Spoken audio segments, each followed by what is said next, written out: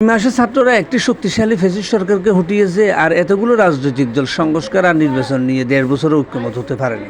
আগস্টে সারা বাংলাদেশে যে রক্তের স্রোতধারার উদীয়মান এক নতুন প্রজন্মের কত সন্তান উকুরে শহীদ হয়েছে, কত মায়ের বুক খালি হয়েছে, কালে সাক্ষী হয়ে বেঁচে আছে, বেঁচে থাকবে। সৃষ্টিকর্তা যতদিন চায় সে অঙ্গ হারানো ফ্যাসিস্ট আন্দোলনের বিজয়ের ফান মাত্র ২ মাসে ১৭ বছরের এক শক্তিশালী ফ্যাসিবাদী সরকারের সর্বোচ্চ ক্ষমতার কেন্দ্রবিন্দুকে পালিয়ে যেতে বাধ্য করেন।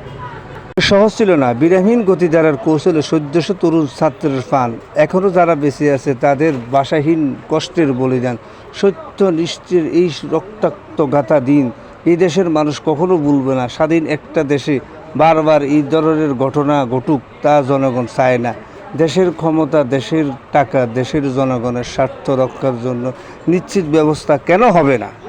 ছাত্র জনতা ২ মাসের আন্দোলনের ফসল ১.৫ বছরও জনগণ দেখতে পায়নি। শুধু দেখতে পেয়েছে নানা দলে নানান মতপার্থক্য, নিজেদের মধ্যে আত্মকলহের ফলে দেশব্যাপী অনাকাঙ্ক্ষিত পরিস্থিতি বিরাজমান। লাভের কষাঘাতে বিশ্বাস অবিশ্বাসের ছোঁয়া নিয়ে প্রধান উপদেষ্টার সাথে রাজনৈতিক দলগুলোর এতবার বৈঠক হয়েছে যে সার্বজনীন ঐক্যমত্যে পৌঁছা কঠিন হয়ে গেছে। এবার বলছি আপনারা আসেন, দেখেন, দেখে যান। এখানে কোনো বাধা নেই, না দেখার বাধা আছে, না দেখার বাধা আছে, না বলার বাধা আছে। সেটার জন্যই যেটা মুক্তি স্বাধীন বাংলাদেশ হবে। কিন্তু না, তারা ওখান থেকে এই কল্প কাহিনী বানিয়ে যাচ্ছে। এখন আমাদের সারা দুনিয়াকে বলতে হবে যে আমরা এক, আমরা যেটা পেয়েছি। বৈঠকের দেশের স্বার্থ থেকে যদি দলীয় স্বার্থ প্রাধান্য পায় বেশি, ভবিষ্যৎ গণতন্ত্রে আরও গণ অভ্যুত্থানের সম্মুখীন হবে না তার নিশ্চয়তা কে দিবে? সরকার উৎখাত হলো ১.৫ বছর হলো, নতুন উপদেষ্টা পরিষদ সরকার হলো ১.৫ বছর হলো। দেশের রাজনৈতিক, গণতন্ত্র, অর্থনৈতিক, সামাজিক সার্বিক নিরাপত্তা দিয়ে দেশ ও জনগণের কী লাভ হলো?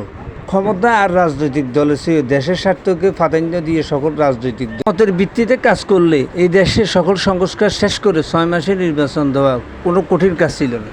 ভবিষ্যৎ বাংলাদেশের জন্য একটি সুন্দর ধারাবাহিক নীতির প্রতিফলন যদি না হয়, তাহলে ছাত্র আন্দোলন যারা করেছে তাদের কি হবে? শেখ হাসিনা যদি আবার ফিরে আসে, সবচেয়ে বেশি বিপদে পড়বো যারা আমরা রাজপথে লড়েছি। উপদেষ্টা মন্ডলের দায়িত্ব যারা আছে তারা ম্যাক্সিমাম ব্যাপারটা দ্বৈত নাগরিকত্ব।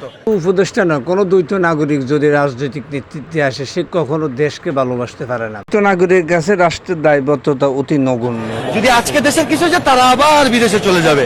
পরিস্থিতিতে পারিবারিক তন্ত্র বাদ দিয়ে যোগ্যতার ভিত্তিতে যদি সৎ, গরিব থেকে মেধাবী নেতৃত্ব এই দেশে কখনো ক্ষমতায় আসে, তাহলে দেশের প্রশাসন থেকে সর্বোচ্চ পর্যন্ত সততার ধ্বনি ফুটে উঠবে। সাদাবাজ, দুর্নীতিবাজ স্থান পাবে না। এরকম সংস্কার দেশ ও জনগণের জন্য জুলাইয়ের ঐক্য প্রতিশ্রুতিবদ্ধ ছিল।